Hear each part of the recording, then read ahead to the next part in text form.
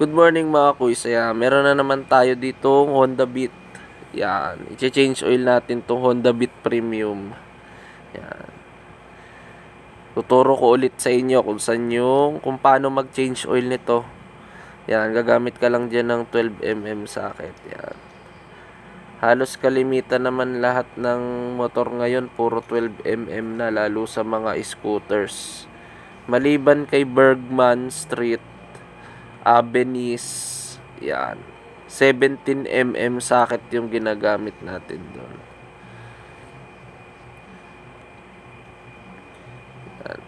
Diyan mga kuys, pagka mga Honda Beat version 3, gagamit ka talaga diyan ng extension bar. Kasi hindi mo siya pwedeng hindi gagamitan. Gawa ng nasa gilid yung kanyang drain plug. Hindi ka kasi makakapihit kapag ang drain plug niya ay kapag ang socket mo ay maiksi. Yan. Yan. Tinagitagilid ko nga lang pala dyan para medyo masaid yung ating langis mga kuys.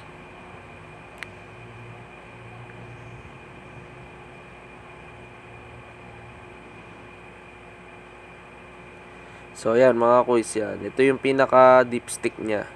Tanggalin muna natin mga kuys, then punasan ulit natin yung mga paligid, dipstick. Yan, pupunasan natin yan. Ang capacity oil nga pala ni B3 ay 650 ml.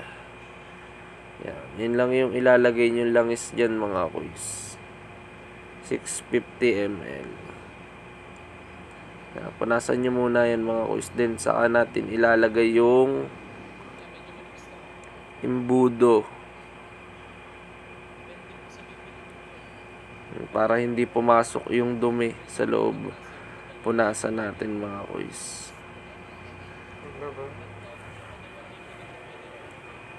Ayan, nalagay nyo yung imbudo. So ayan, balik tayo dito mga kuys. Ayan, punasan natin yung ilalim. Tapos na kasi tayo magpatulo at wala nang natulo. Takpan na natin ito. Ayan. May washer na kasama yan mga kuys, wag nyong kakalimutan.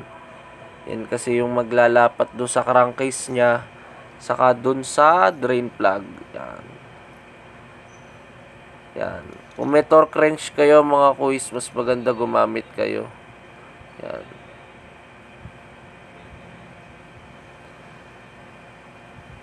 .28 Newton meter lang yan mga kuys. Yan.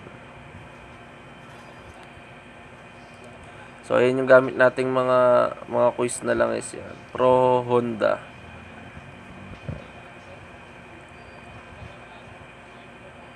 Dalawang klase kasi yan yung langis na yan. Isang mineral oil, saka yung fully synthetic ni Honda, yung kulay blue. Pero dito naman sa mga Beat, yan. Kasi syempre 650 ml lang yung capacity.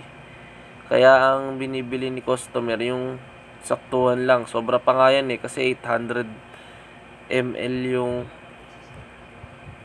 capacity nitong bote na to. Yeah. Pero ilalagay lang natin dyan mga kuys ay 650 ml lang.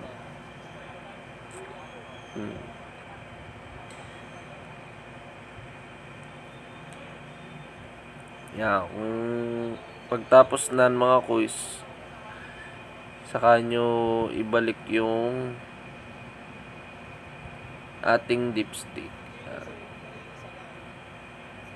Yan, pinunasan ko muna yung dipstick mga kuys. Yan. Siyempre may mga dumi-dumi din yan eh. Yan. Yan. Pagtapos nyan mga kuys, yan, kabit nyo na yan. Paki-like and share naman ang ating video mga kuys. Yan, paki-follow mo na rin ako sa aking Facebook page. Meron din akong YouTube channel na Kuya Mo Ivan. Yan. Salamat mga kuys.